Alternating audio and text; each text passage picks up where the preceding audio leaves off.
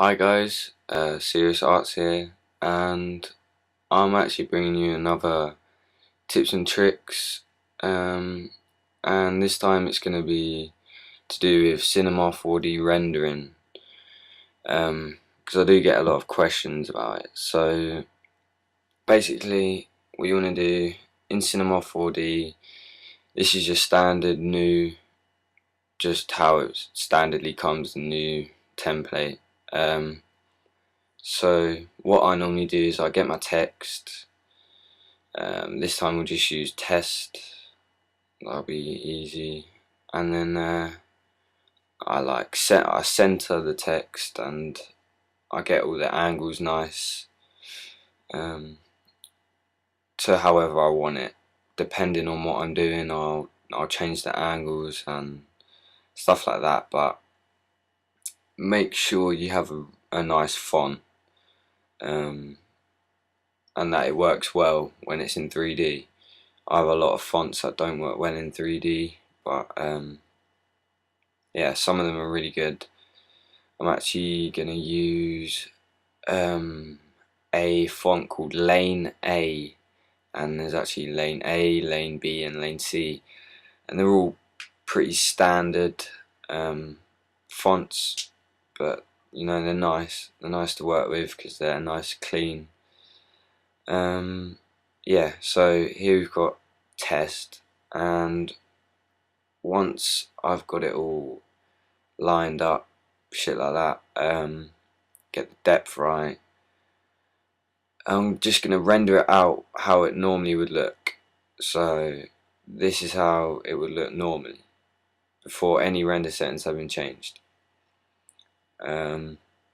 As you can see, it doesn't really look that realistic. It doesn't look very nice at all.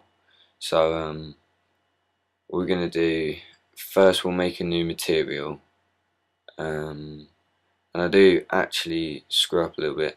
Try to use as less reflection as you can, because well, you'll see it kind of ruins the cleanness of it. It reflects it way too much and comes out looking really horrible. So there's it with a material, a reflective material, and still it looks bad.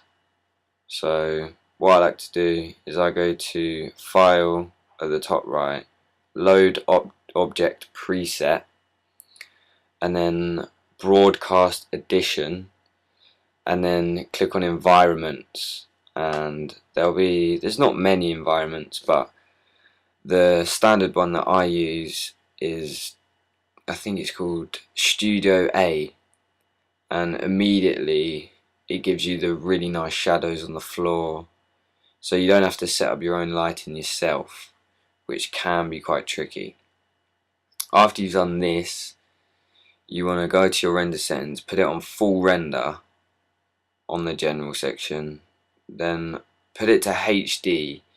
Make sure it's on a HD setting, otherwise it will look awful and you won't be able to fit much in. Also, if you want no background, save it as a PNG. I'll show you that now, I think. Yeah, you click PNG, but make sure you click alpha channel. You have to tick that alpha channel box, otherwise it won't work and the background will still be there. So multipass is fine, anti-analyzing is fine, and options is fine. But this is what I do. I go to effect and I add ambient occlusion.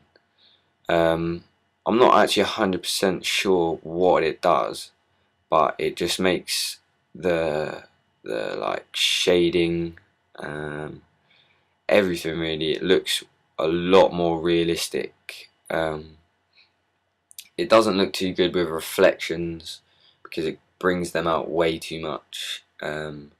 So I think in a minute I'll change it so there is no reflection. Well, first I change it to a completely rubbish yellowy setting, which doesn't work at all. Try and not mix reflection colours with the colour you've picked already. So like red and yellow, just even if they go together, it won't work in reflections, as you'll see here.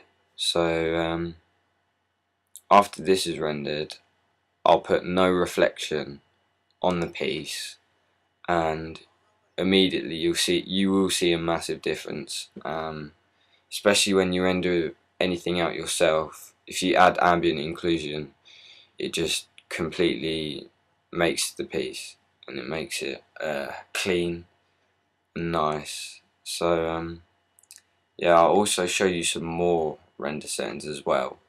Well, one more, and it's just a little like kind of tip, because I don't think a lot of people play around with their render settings enough.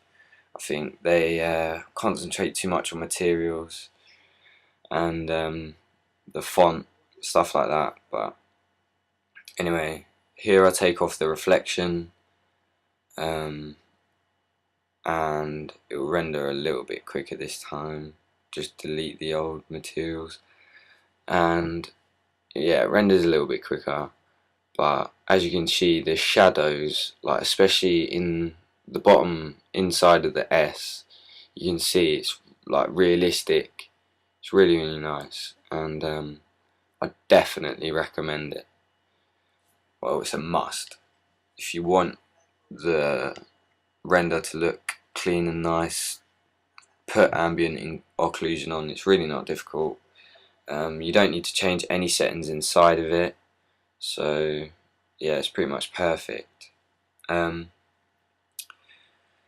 But also that's rendered now, so now I'm going to show you a strange kind of render setting that I haven't really seen many people use, I don't think, but obviously I can't watch every video. But if you go back to your render settings and go back to the effects tab, near the bottom there is a sketch and tune tool. If you click on that, again, you don't need to change any settings inside of that tab apart from any parts you want outlined. So I click material and edges, and as you'll see here, it gives you a really nice like bold outline to all the lines on the piece, and the shading gets split, so it's not a perfect gradient shade. It's kind of blocky and it's really cartoon like, and I think this could work in pieces really, really well. But anyway guys, if you could like this video, leave a comment, tell me if there's anything you want to see, because I know quite a bit, well, not quite a bit, I know a little bit about Cinema 4D, and if there's anything in particular you want to see, just leave a comment telling me what. So yeah, that's it for today guys, and speak to you guys soon. Alright, peace. Just in case, I'll make it home tonight, and then make love to you for the whole time, baby. Just in case, just in case.